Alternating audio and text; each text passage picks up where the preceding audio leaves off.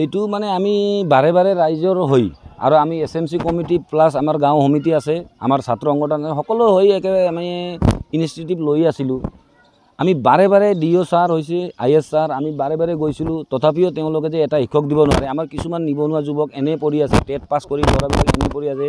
আৰু আমিও এটা মানে পাৰ্মানেণ্ট নহ'লেও ইয়াতে এটা শিক্ষকৰ পদৰ বহুজন মানুহ আমাৰ গাঁৱত আছে। গতিকে চৰকাৰে এটা পদক্ষেপ লৈ ইয়াতে শিক্ষক নিযুক্তি দিব লাগিছিল।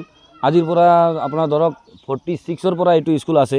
এটা ভোট চেণ্টাৰ হয় আমাৰ গাঁৱৰ, এটা এইটো মানে গাঁৱৰ নয়নৰ মণি বুলি কোৱা যায়। ইয়াৰ পৰা বিভিন্ন ধৰণৰ চাকৰিত আমাৰ মানুহবিলাক গৈছে। আজি ইয়াৰ পৰা পঢ়ি কেনে কোনোবাই পুলিচ অফিচাৰ হৈছে, কোনোবাই ফৌজি CRP হৈছে, কোনোবাই BSc টিচাৰ হৈছে, কোনোবাই MSc হৈছে। গতিকে এনেকুৱা এটা স্কুলক চৰকাৰে যে ইমান মানে হেলাভাৱে চাই আছে, এইটো আমি আচৰিত হৈ পাইছোঁ।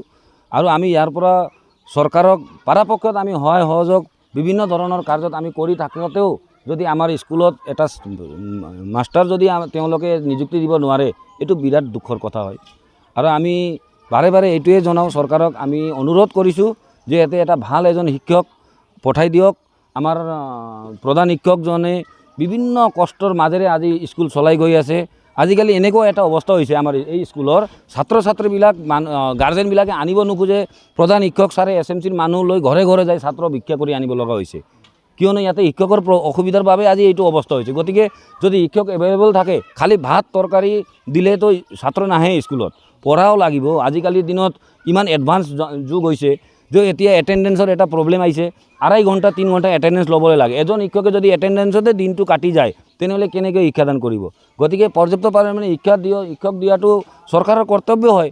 আৰু তেওঁলোকে এই বস্তুটো অবিৰূপে ভাবিব বুলি মই আশা ৰাখিছোঁ। আজি আপোনালোকে ইয়াত আহি যে আমাৰ এই স্কুলৰ বিষয়ে আমাৰ কথাত আপোনালোকে যে আজি চৰকাৰৰ সমক্ষে লৈ গৈ আছে, তাৰ বাবে আমি এই সকলো চেনেলক অশেষ ধন্যবাদ। আমি গাঁৱৰ ফালৰ পৰা হওক, আমি SMC কমিটিৰ ফালৰ পৰা আমি আপোনালোকক ধন্যবাদ জ্ঞাপন কৰোঁ। সমস্যা মানে আমাৰ ইয়াতে 2015 চনৰ পৰা এজন শিক্ষকে পাঠদান কৰি আছে।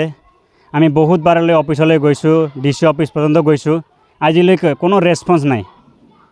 এজন শিক্ষকে কেতিয়াবা অসুখ হয়, কেতিয়াবা কি হয়, কেতিয়াবা ছাৰৰ ট্ৰেইনিং 5 দিন 6 দিনৰ হয়, স্কুল বন্ধ কৰি বা ৰেষ্টাৰ কৰি যাব লগা হয়।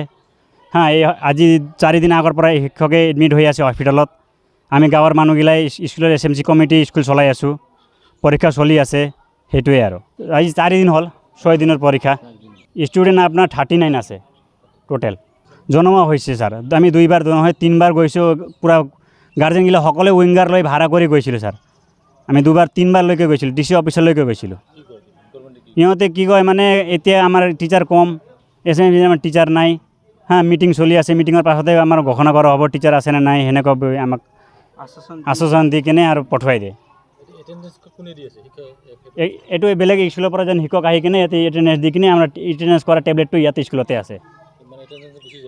শিক্ষক গুচি, ইহঁতৰ পৰীক্ষা চলি আছে না বেলেগ স্কুলতো, বেলেগ স্কুলত পৰীক্ষা চলাৰ কাৰণে আমাৰ ইয়াতে আহি কিনে ষ্টুডেণ্টক এটেণ্ডেঞ্চ দি নিজে স্কুলত গুচি যায়।